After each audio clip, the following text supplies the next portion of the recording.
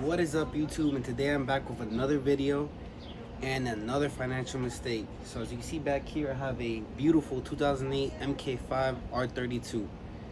I actually bought this car off the auction for 8.3, and after the insane fees, Copart charges, came out to 9.9. Now, I may have overpaid for this car just a bit, but I thought it was a good buy for what the damages were. So it was a flood car. It flooded during the time where the Fort Lauderdale airport had like 24 inches of rain. The guy flooded in his driveway. He didn't turn it on at all, but luckily it turned out to be a pretty good buy. It runs and drives, and it literally flooded this much inside the cabin. Barely any damage. Let's take a look.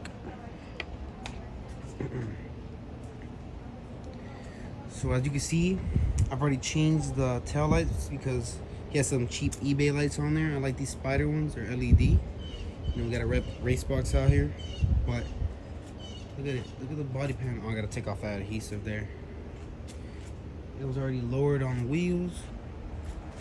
I don't know what these cheap wheels are. Bremer Craft. They're like probably like $100 a wheel, but not bad. Well, you can see here,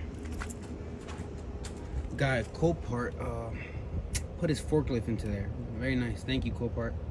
Damaged the headlight there, but of course they don't care about that. Let's take a look inside.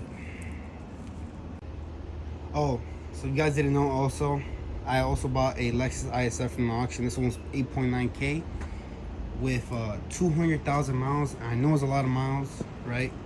But I haven't finished it just yet. I ended up putting the radiator support on it, put the upgraded transmission cooler, upgraded heat exchanger from Colorado. The car runs perfect. It's just ready for fender, headlight, bumper, and the undershot. Literally that's it, and just paint, and it'll be ready. This car literally drives like a dream. It loses traction like nothing, and you gotta love these 5.0s, man. They're really reliable.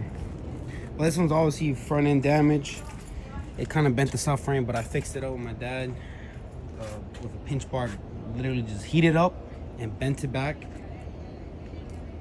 Not bad. The interior is also very clean on this one. I'll show you.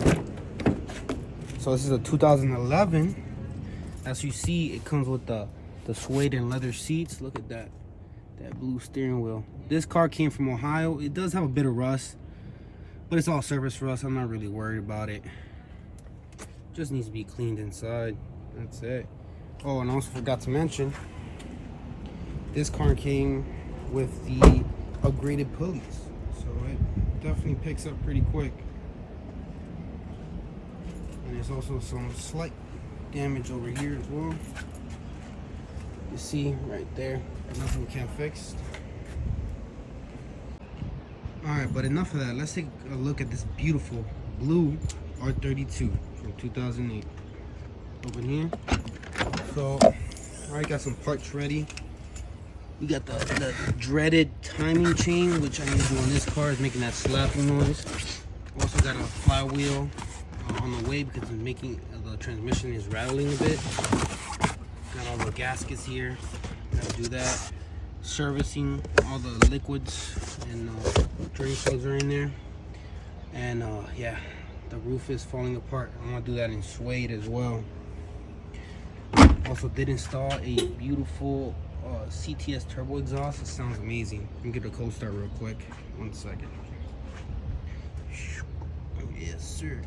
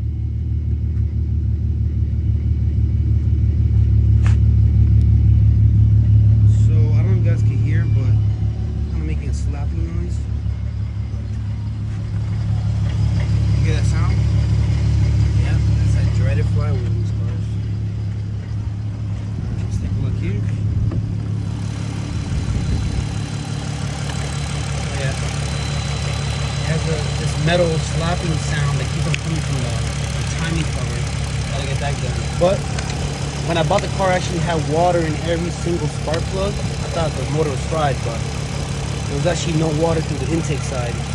Just changed the spark plugs and the fuel pipes, brand new. The motor mount's been shot, the engine are moving around. Pretty clean example of a R32. I actually found the guy on Facebook. I'll post the images. But literally it flooded just right here, just a little bit of water there. Now I need to figure out why the traction button is not working. The reverse light's also not working, and for some reason that window's not going automatically up. So I'll figure it out later. But look at this, and it only has 96,000 miles, so it's pretty low mileage. That's why I'm kind of skeptical as to why it has a dreaded timing chain issue. You know, it did happen pretty early on, so I don't know if they beat on this car a lot.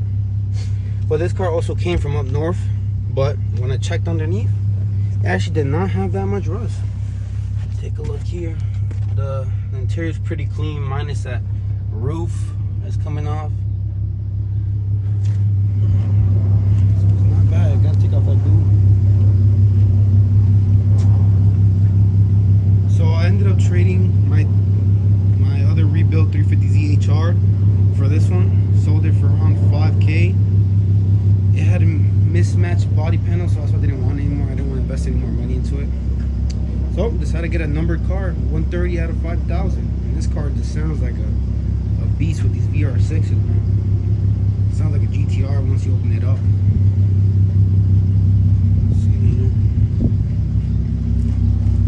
Once it warms up, I'll take you guys for a drive. We'll see how it drives. So if you guys didn't know, these cars are pretty rare. They come with the VR6, which is essentially it's a V6. It almost looks like an inline six, but it's just a V6 with the pistons almost 15 degrees from each other, so it looks like an inline six. It's pretty tight. So once you do that with that design, you can get away with using one head. So it's pretty cool. It gives it that unique sound and grunt it has, that what they call Wookiee sound and rumbles. It's pretty cool. Comes with 250 horsepower from factory. DSG, dual clutch 6-speed, and the Haldex all-wheel drive system, which I can't wait to get the controller so I can change the amount of power it delivers to the front and rear. But overall, man, I gotta say I love this car. It's an amazing daily driver. Little by little, I'll fix it up though. So let's take it for a spin. First point of view, right here. Alrighty. So you tell, car revs pretty high, 6,500 RPM. That's the limiter right there. And if you didn't know, you have to every time you park this car, the manual says you have to put the e-brake and then take it off because there's a lot of slack in it. So once you put it in park, it likes to roll back and forth. So, damn, it is hot as hell. How hot is it today? I'm in South Florida. Feels like 100. I'm turning the AC up on this one. Alrighty, let's put in sport mode. Give it a shot. Actually, let me turn it off. So there's also some weird clunking at low speed. I have a feeling it's the bearings on the coilovers.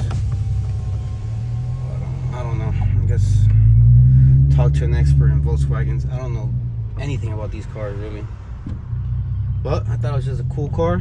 Decided to buy it off the auction. See how it drives. You hear that Wookiee sound. It almost sounds identical to a GTR. Gotta love it.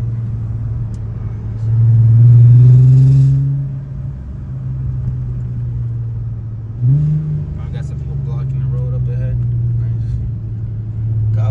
Gotta love living in the hood, man.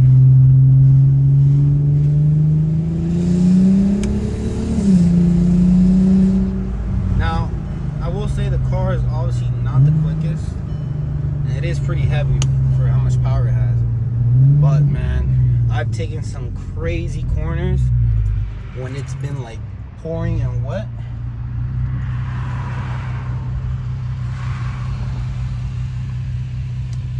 Vamos a un video un momentico. How's my dad there?